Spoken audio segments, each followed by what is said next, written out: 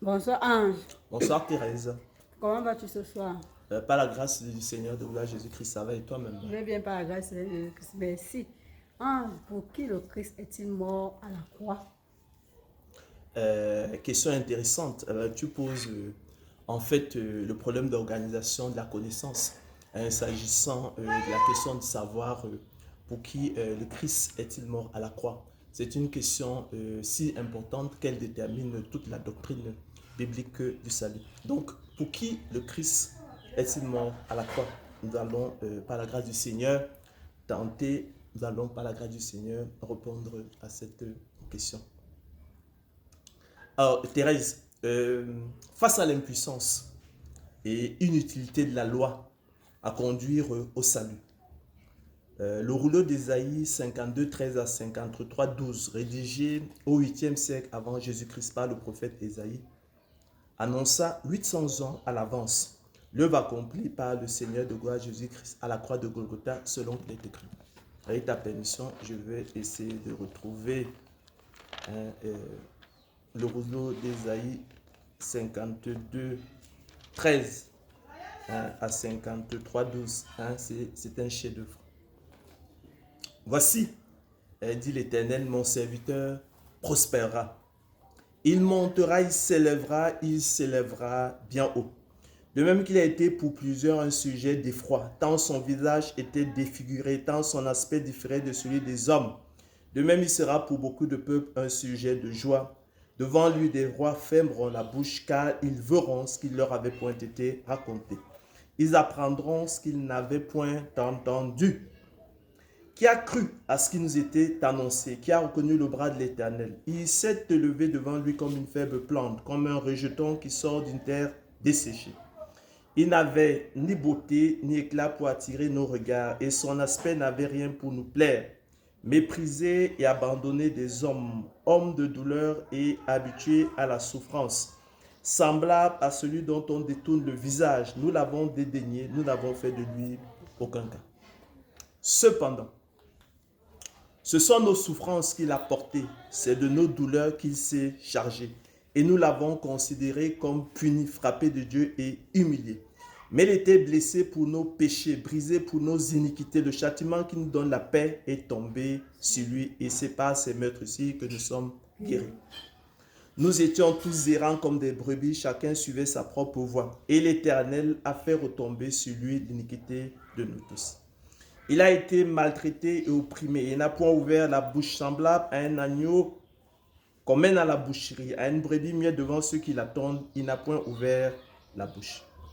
Il a été enlevé par l'angoisse et le châtiment, et parmi ceux de sa génération qui a cru qu'il était retranché de la terre des vivants et frappé pour les péchés de mon peuple. On a mis son sépulcre parmi les méchants, son tombeau avec le riche, quoiqu'il n'eût point commis de violence et qu'il n'eût point de fraude dans sa bouche. Il a plu à l'Éternel de le briser par la souffrance. Après avoir livré sa vie en sacrifice pour le péché, il verra une postérité et prolongera ses jours. Et l'œuvre d'Éternel prospérera entre ses mains. À cause du travail de son âme, il rassasiera ses regards. Par sa connaissance, mon serviteur juste justifiera beaucoup d'hommes, et il se chargera de leurs iniquités. C'est pourquoi je lui donnerai sa part avec les grands. Il partagera le butin avec les puissants, parce qu'il s'est livré lui-même à la mort et qu'il a été mis au nombre des malfaiteurs, parce qu'il a porté les péchés de beaucoup d'hommes et qu'il a intercédé pour les coupables. En dépit, Thérèse, chers frères et sœurs bien-aimés, de la clarté du texte biblique, une grande confusion de tout temps est néanmoins entretenue au sein de l'Église sur la nature réelle de l'œuvre accomplie par le Christ à la croix et partant sur la portée de son sacrifice. C'est ainsi, Thérèse, bien-aimés chers frères et sœurs, que pour les uns, le Seigneur de gloire Jésus-Christ serait mort pour tous les hommes sans exception, selon qu'il est écrit. Dieu a tant aimé le monde, écrit l'apôtre Jean, qu'il a donné son Fils unique afin que quiconque croit en lui ne périsse point, mais qu'il ait la vie éternelle. C'est le fameux Jean 3, le célèbre Jean 3,16. Et nous, poursuit l'apôtre Jean, nous avons vu et nous attestons que le Père a envoyé le Fils comme sauveur du monde. Jésus-Christ le juste est lui-même une victime expiatoire pour nos péchés, non seulement pour les nôtres, mais aussi pour ceux du monde entier. En effet, Jésus-Christ s'est donné lui-même à rançon pour tous. C'est là le témoignage rendu en son propre temps et pour lequel j'ai été établi prédicateur et apôtre, écrit l'apôtre Paul à Timothée. Je dis la vérité, je ne mens pas, chargé d'instruire les païens dans la foi et la vérité.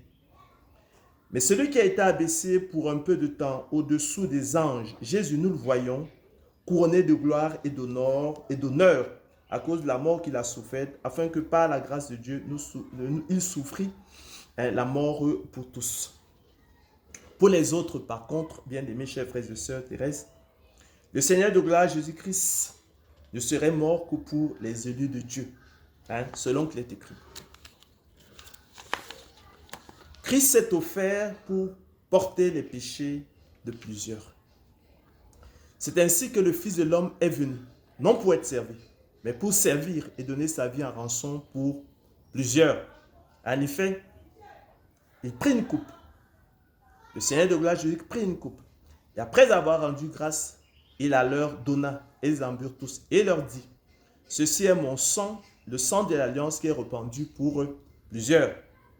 Il convenait en effet que celui pour qui et par qui sont toutes choses et qui voulait conduire à la gloire beaucoup de fils, éleva à la perfection les souffrances par les souffrances le prince de leur salut. Car celui qui sanctifie et ceux qui sont sanctifiés sont tous issus d'un seul. C'est pourquoi il n'a pas honte de les appeler frères lorsqu'il dit, j'annoncerai ton nom à mes frères.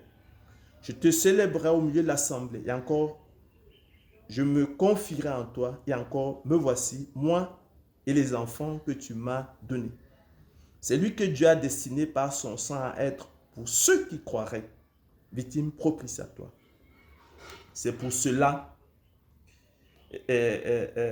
explique l'auteur de l'Épître aux Hébreux, qu'il est le médiateur d'une nouvelle alliance, afin que la mort étant intervenue pour le rachat des transgressions commises sous la première alliance, ceux qui ont été appelés reçoivent l'héritage éternel qui leur a été promis. Prenez donc garde à vous-même et à tout le troupeau sur lequel le Saint-Esprit vous a établi évêque, pour paître l'Église du Seigneur qui s'est acquise par son sang.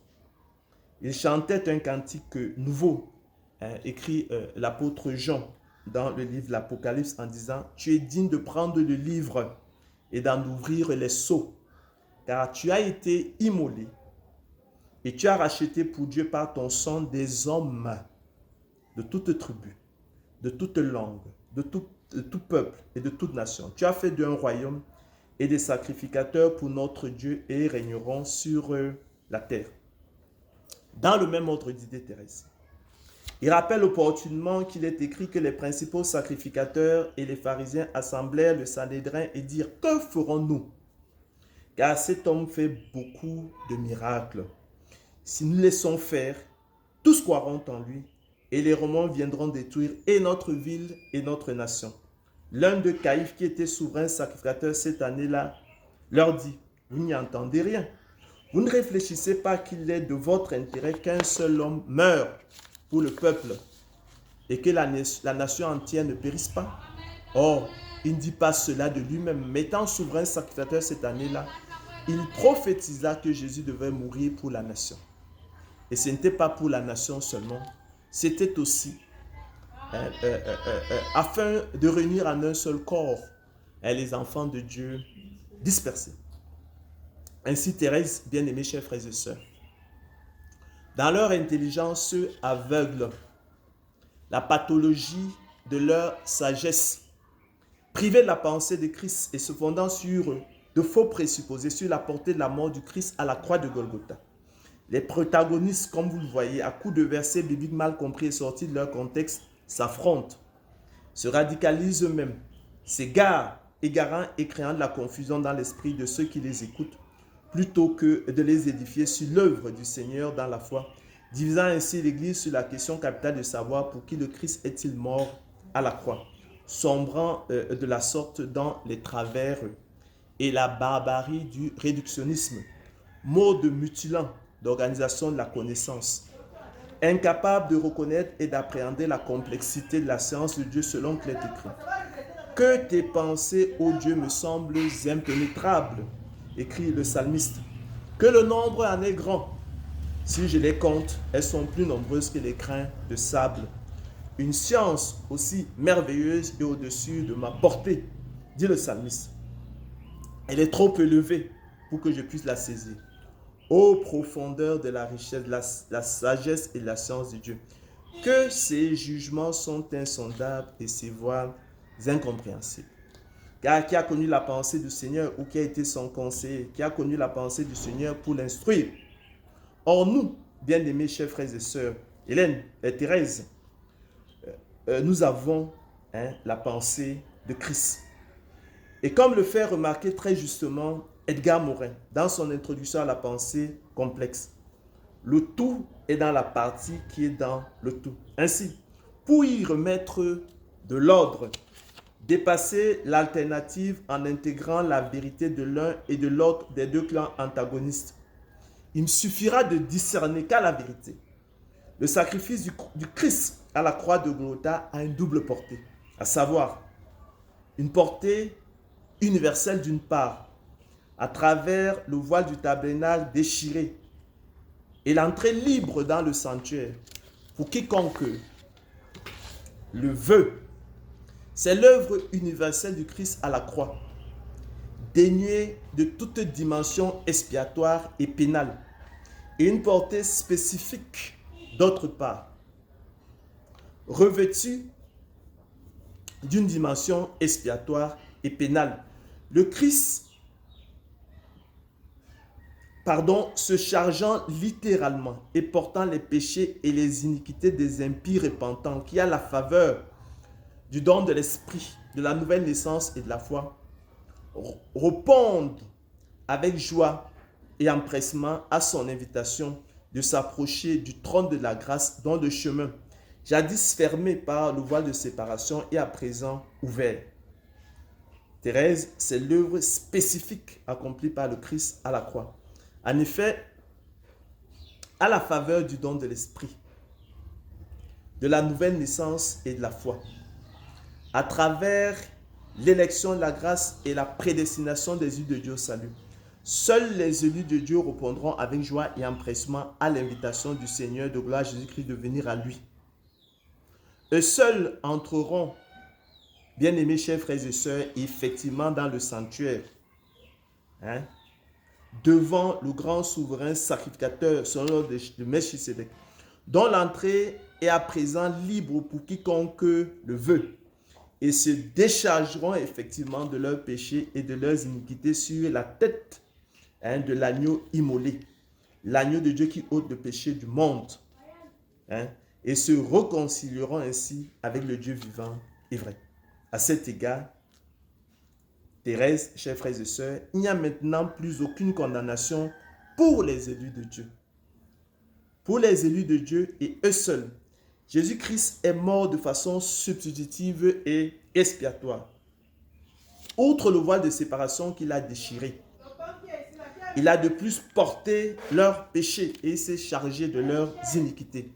Pénalement, l'on ne saurait donc plus rien reprocher aux élus de Dieu. En conséquence, il n'y a donc maintenant aucune condamnation pour les élus de Dieu, désormais quitte à l'égard de la justice et de Dieu, dont la colère ne demeure plus sur eux.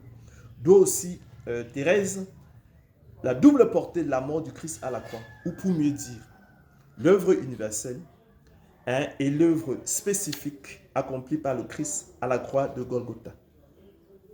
En effet, et comme je l'ai indiqué précédemment, les Saintes Écritures sont claires sur la question.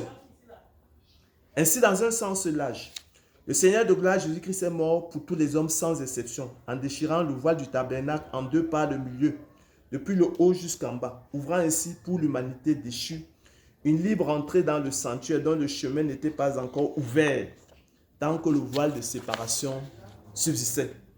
C'est cela l'œuvre universelle accomplie par le Christ à la croix de Golgotha, selon qu'il est écrit. Ainsi donc, nous avons au moyen du sang de Jésus écrit l'auteur de l'Épître aux Hébreux, une libre entrée dans le sanctuaire par la route nouvelle et vivante qu'il a inaugurée pour nous au travers du voile, c'est-à-dire de sa chair. Et puisque nous avons un souverain sacrificateur établi sur la maison de Dieu, approchons-nous avec un cœur sincère, dans la plénitude de la foi, les cœurs purifiés d'une mauvaise conscience et le corps lavé d'une eau pure, devant le grand souverain sacrificateur selon l'ordre de Melchisédek, lui qui peut sauver parfaitement ceux qui s'approchent de Dieu par lui, étant toujours vivant pour intercéder en leur faveur, et qui, après avoir été élevé à la perfection, est devenu pour tous ceux qui lui obéissent l'auteur d'un salut éternel.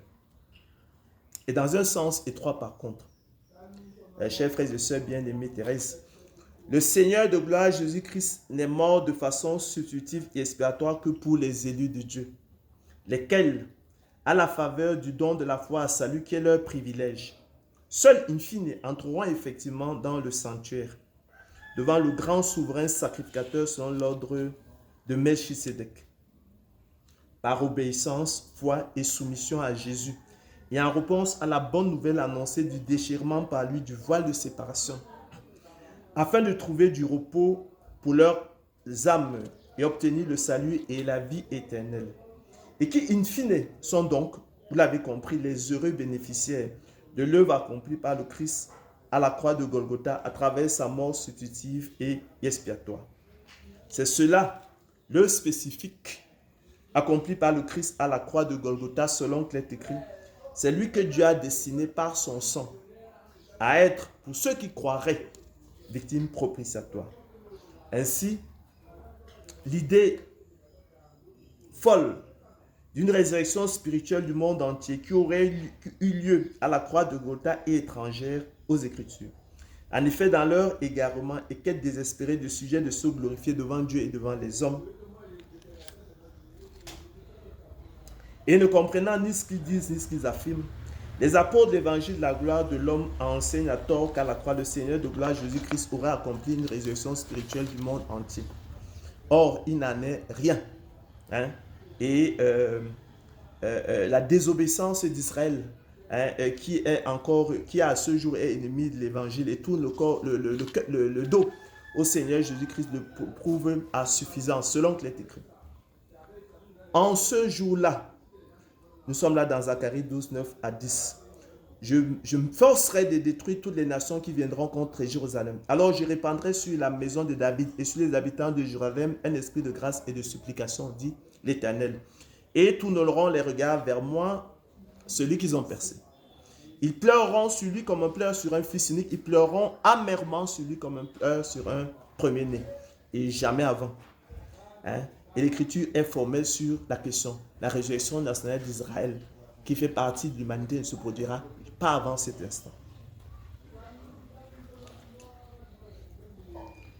Bien-aimés chers frères et sœurs, Thérèse, pour comprendre le point capital de ce qui vient d'être dit et supprimer ainsi toute tension et confusion dans les saintes écritures qui ne sauraient se contredire et être oui et non, il faudrait nécessairement affiner l'analyse en se posant la question de savoir qu'est-ce qui s'est exactement passé à la croix de Golgotha. Pour en tirer le sens, la signification et la portée de la mort du Christ à la croix de Golgotha.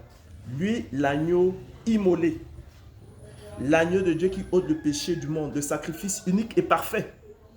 Le grand souverain sacrificateur établi sur la maison de Dieu, le véritable temple de Dieu.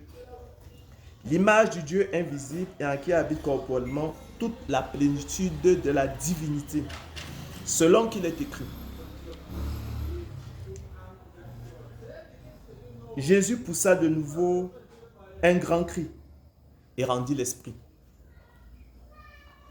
Et voici, le voile du temple se déchira en deux par le milieu depuis le haut jusqu'en bas. Le Saint-Esprit, écrit l'auteur de l'Épître aux Hébreux, montrait par là que le chemin du lieu très saint n'était pas encore ouvert tant que le premier tabernacle subsistait.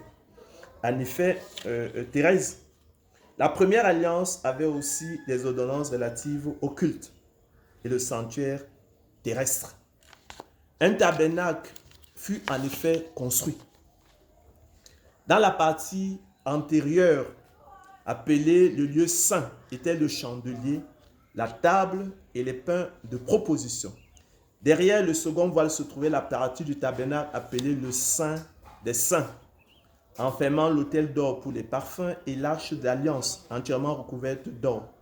Il y avait dans l'arche un vase d'or contenant la manne, la verge d'Aaron qui avait fleuri et les tables d'alliance. Au-dessus de l'arche étaient les chérubins de la gloire couvrant de leur ombre le propitiatoire.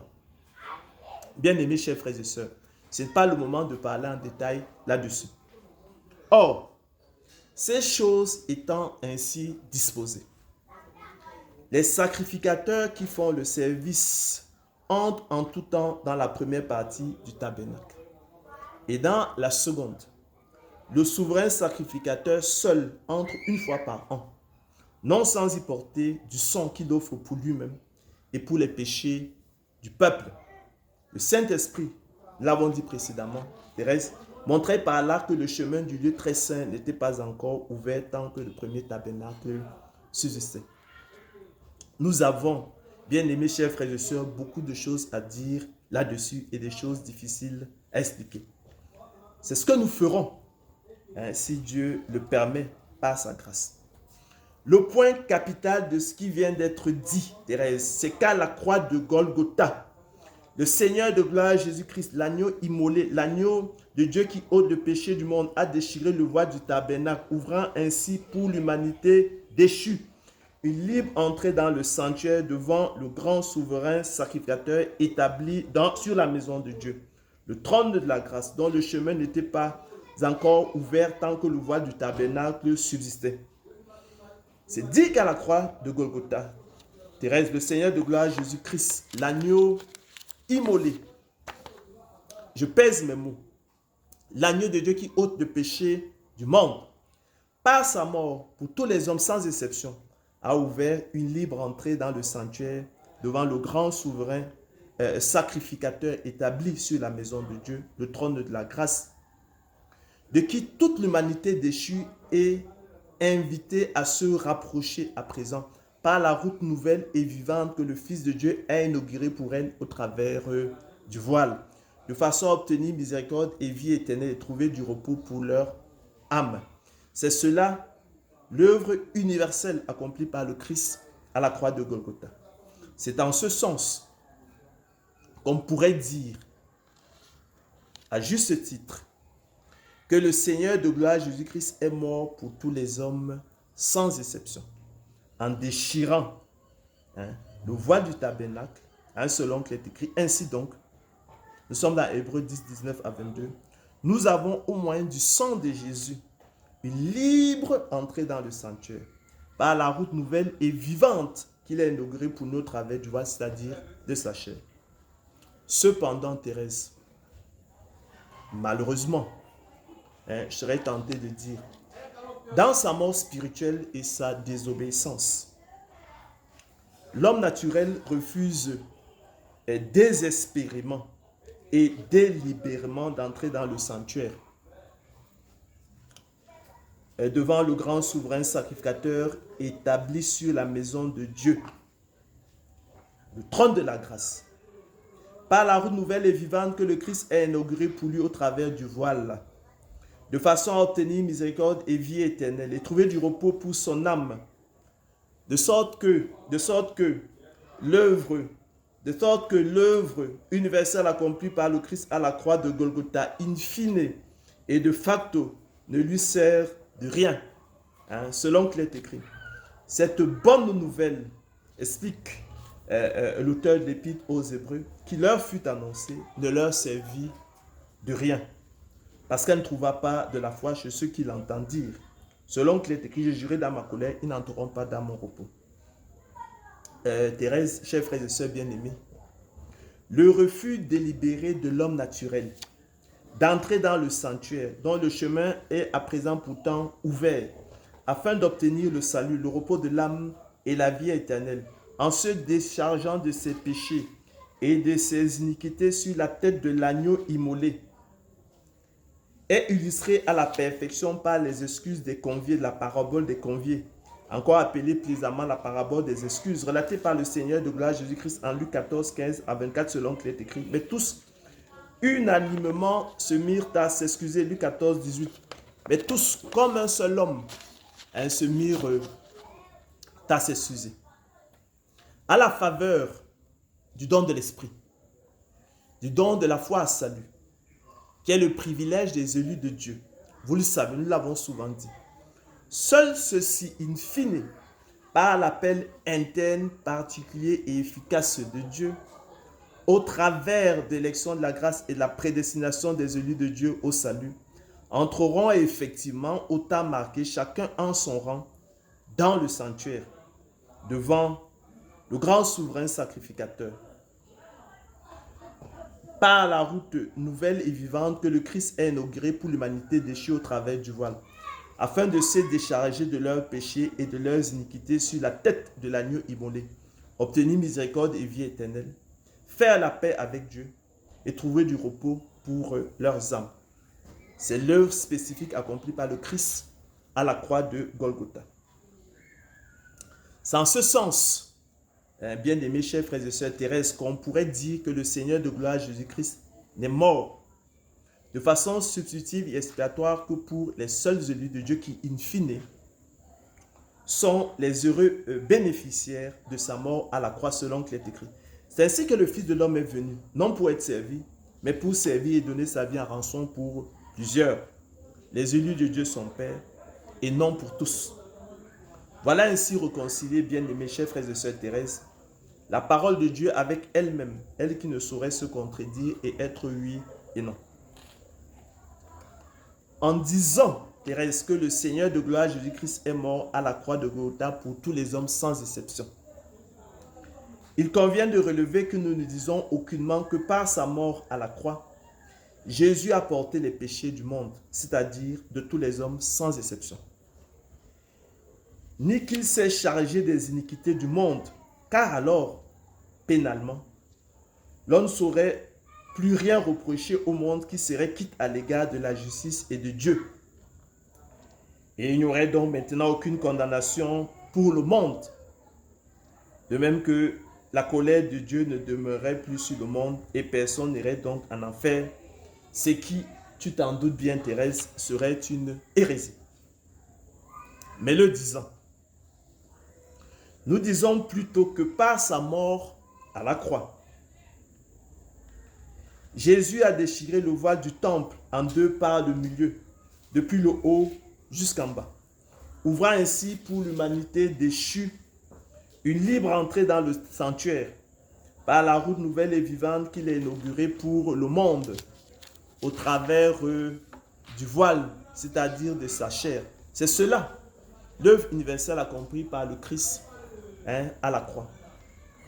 C'est pourquoi aussi, naturellement, le Seigneur de gloire Jésus-Christ pouvait-il déclarer: venez à moi, vous tous qui êtes fatigués et chargés, je vous donnerai du repos. Prenez mon joug sur vous et recevez mes instructions, car je suis doux et humble de cœur. Et vous trouverez du repos pour vos âmes, car mon joug est doux, mon fardeau léger. Le dernier jour, le grand jour de la fête, Jésus se tenant debout s'écria: si quelqu'un a soif, qu'il vienne à moi et qu'il boive. Celui qui croit en moi, des fleuves d'eau vive couleront de son sein, comme dit l'Écriture. Il dit cela de l'Esprit terrestre que devaient recevoir ceux qui croiraient en lui.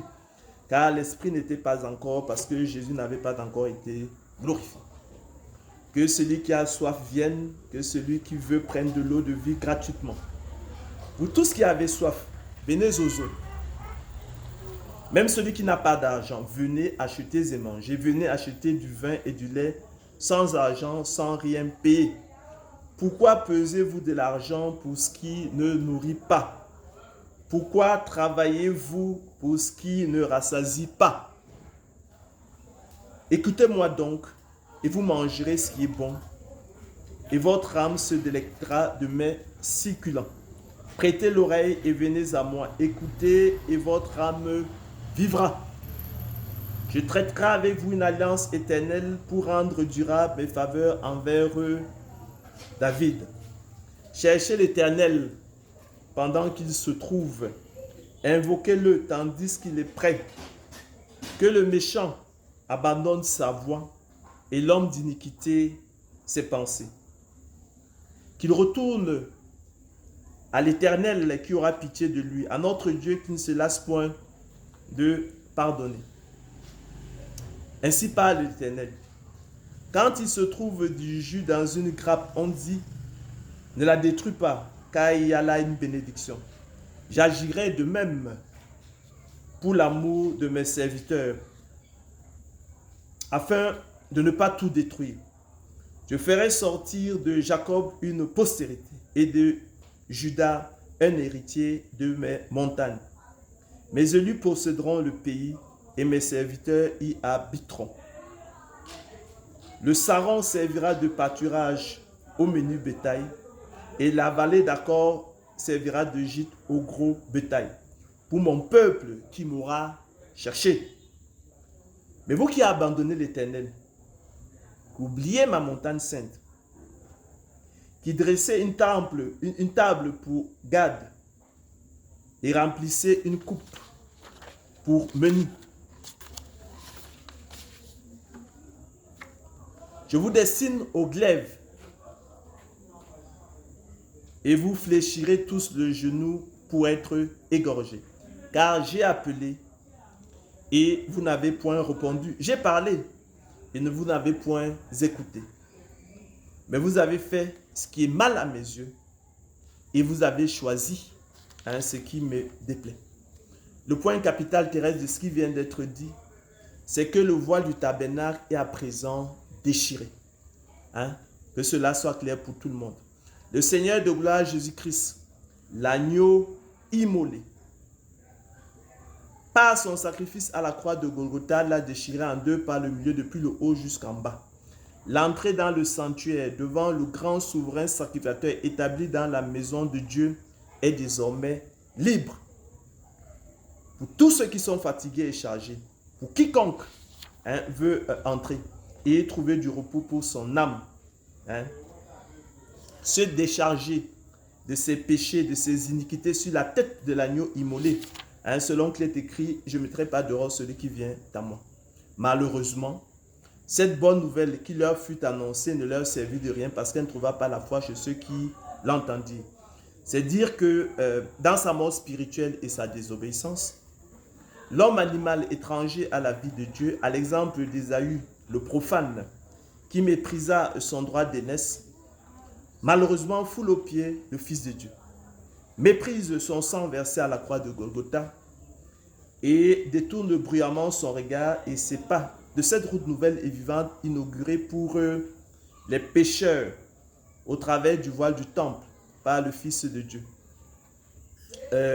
Vous savez, bien-aimés chers frères et sœurs, que plus tard, voulant obtenir la bénédiction, Ésaü fut rejeté, quoiqu'il la sollicita avec larmes, car son repentir ne put avoir aucun effet. De même aussi, à l'occasion du jugement dernier devant le grand trône blanc, le repentir tardif des fils de la rébellion n'aura aucun effet, selon qu'il est écrit. Craignons donc, tandis que la promesse d'entrer dans son repos subsiste encore, qu'aucun de vous ne paraisse être venu trop tard. Car cette bonne nouvelle nous a été annoncée aussi bien qu'à eux. Mais la parole qui leur fut annoncée ne leur servit de rien parce qu'elle ne trouva pas de la foi chez ceux qui l'entendirent. Pour nous qui avons cru, chers frères et sœurs bien-aimés Thérèse, nous entrons dans le repos. Efforçons-nous donc d'entrer dans ce repos afin que personne ne tombe en donnant le même exemple de désobéissance qu'Ésaü. À cause de leur désobéissance, les fils de la rébellion seront ainsi jetés sans ménagement dans l'état ardent de feu et de soufre où il y aura des grincements des dents. En revanche, bien-aimés, chers frères et sœurs Thérèse, s'agissant de l'œuvre spécifique accomplie par le Christ à la croix, nous disons par là que Jésus est mort de façon substitutive et expiatoire pour les élus de Dieu. C'est-à-dire qu'il a porté leurs péchés, qu'il s'est chargé de leurs iniquités.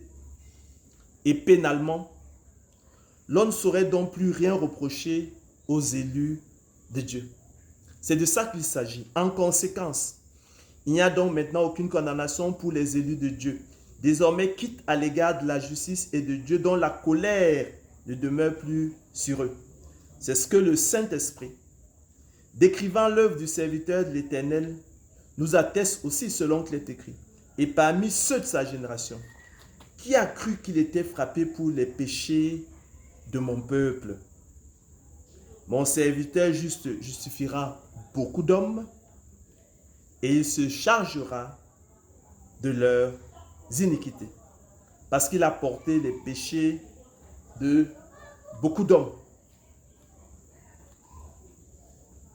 Il n'y a donc maintenant aucune condamnation pour ceux qui sont en Jésus-Christ. Pas plus que la colère de Dieu ne demeure sur eux.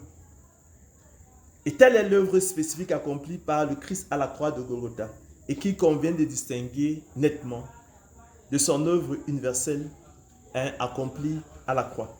À cet égard, chers frères et sœurs bien-aimés, Thérèse, il va sans dire que le voile du temple déchiré à la croix de Golgotha n'est qu'une image, ombre et imitation des choses célestes, et non l'exacte représentation des choses, car Christ n'est pas entré dans un sanctuaire fait de main d'homme en imitation du véritable, mais il est entré dans le ciel même, explique l'auteur de l'épître aux Hébreux, afin de comparaître maintenant pour nous devant la face de Dieu.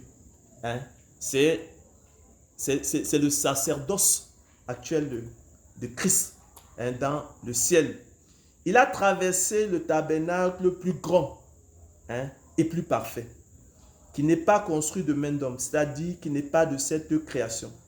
Et il a entré une fois pour toutes dans le lieu très saint, non avec le sang des boucs et des veaux, mais avec son propre sang, ayant obtenu une rédemption éternelle.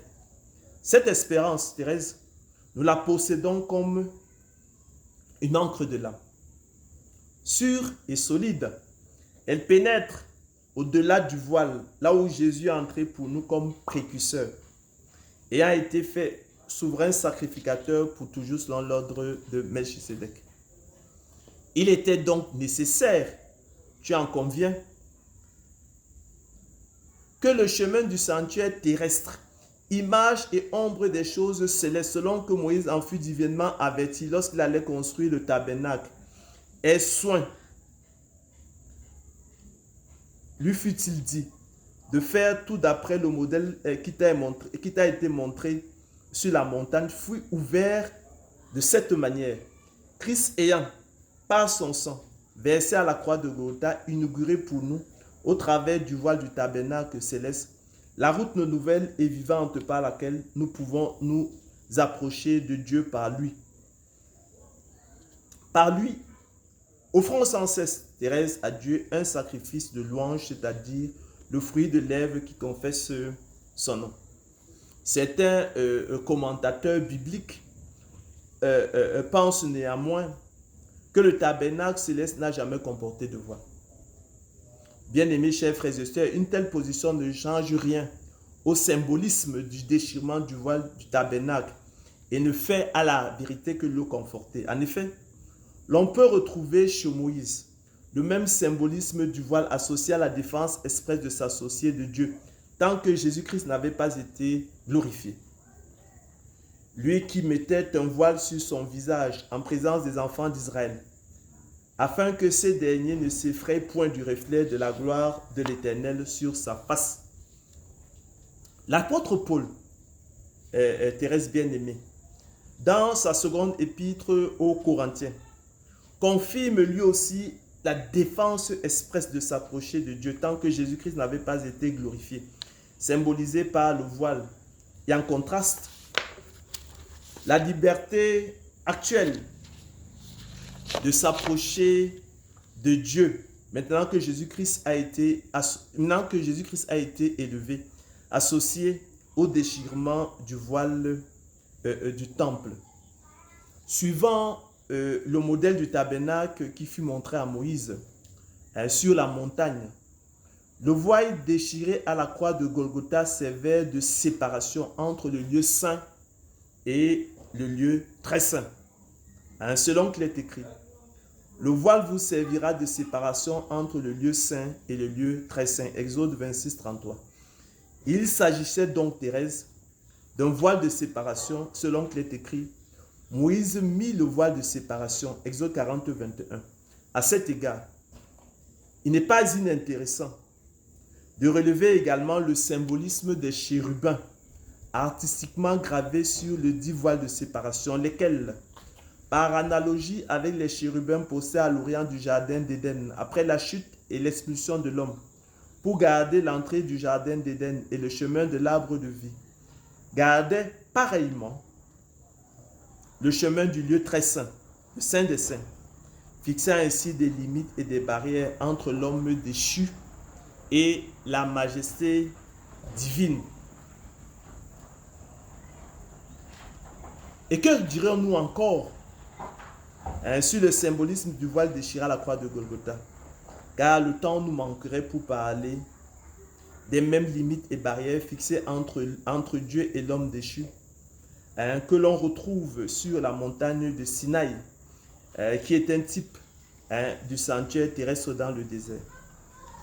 Ainsi, Thérèse, bien-aimée, chers frères et sœurs, il est vital pour l'Église du Seigneur de bien comprendre ce qui s'est exactement passé à la croix de Golgotha, en faisant une nette distinction entre l'œuvre universelle et l'œuvre spécifique accomplie par le Christ à la croix, où sans contredit, Jésus-Christ est effectivement mort pour tous les hommes sans exception.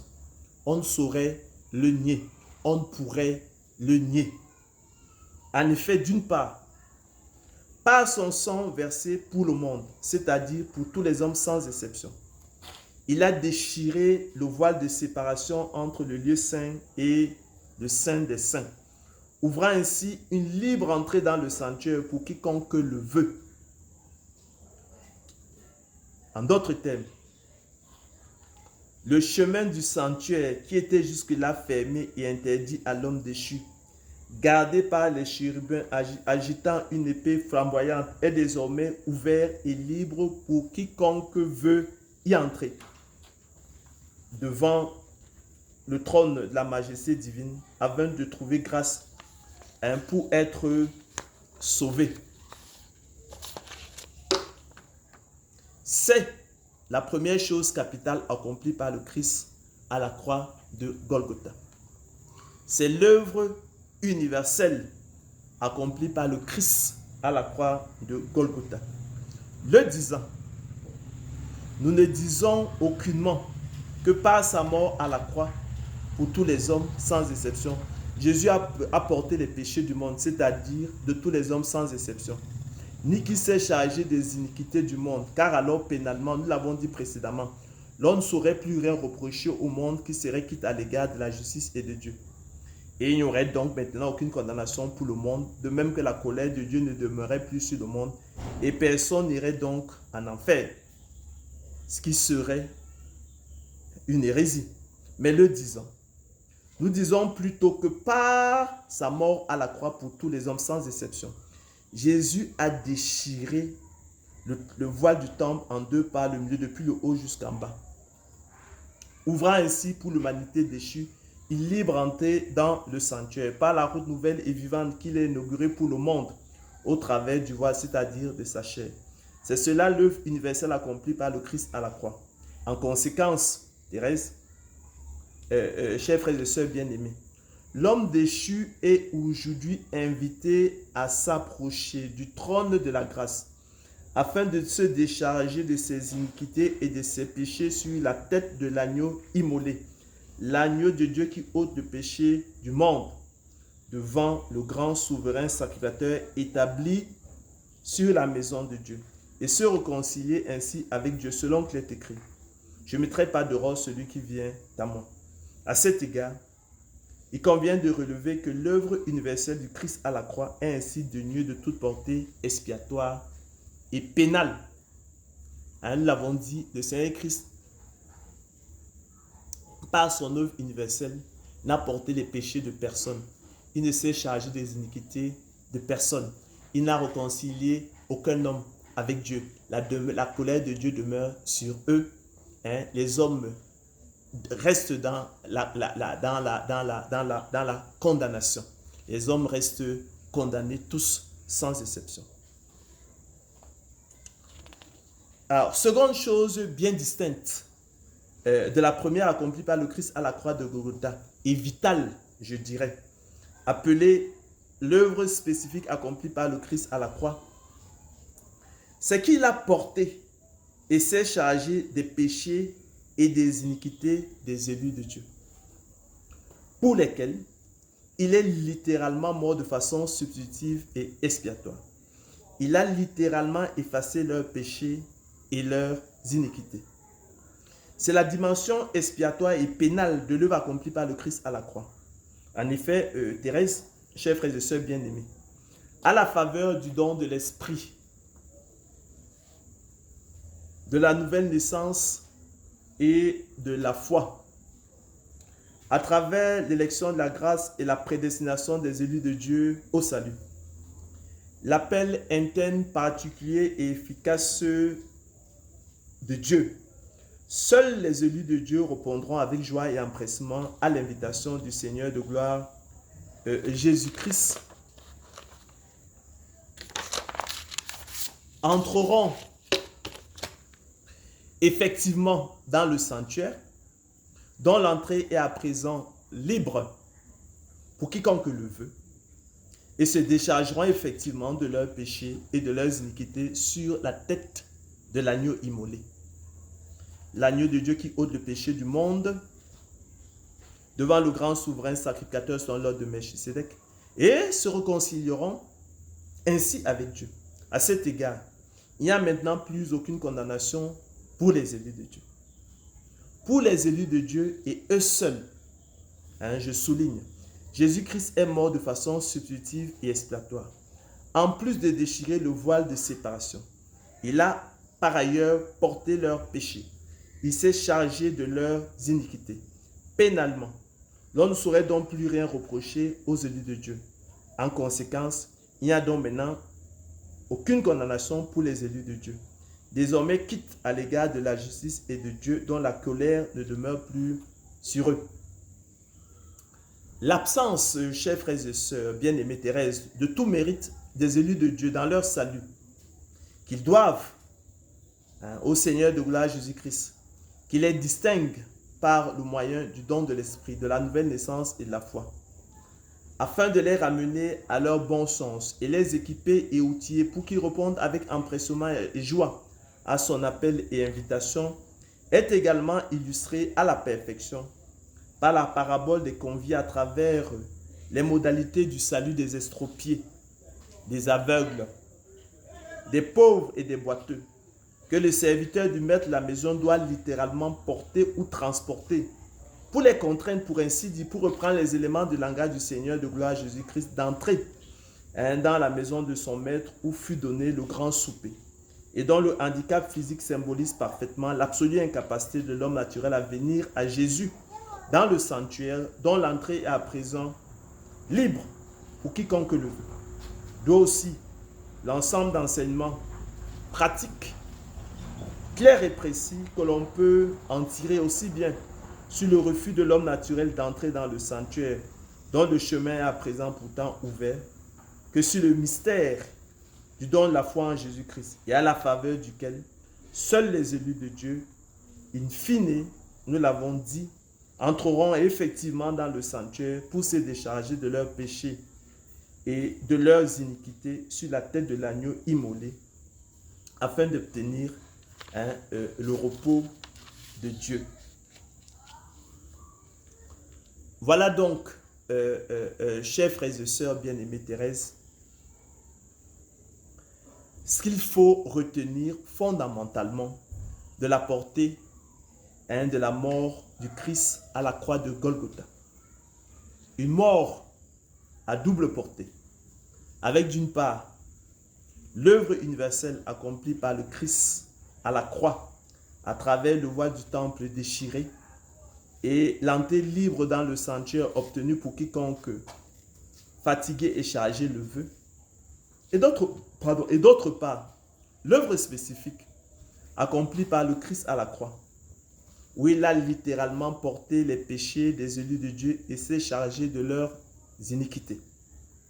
L'œuvre universelle du Christ à la croix est dénuée de toute portée expiatoire et pénale. Il faut bien le retenir. Tandis que son œuvre spécifique est revêtue d'une portée expiatoire et pénale. En effet, en déchirant le voile du tabernacle à la croix, le Christ crucifié n'expie le péché d'aucun homme, ni ne se charge et ne porte les péchés et les iniquités de personne.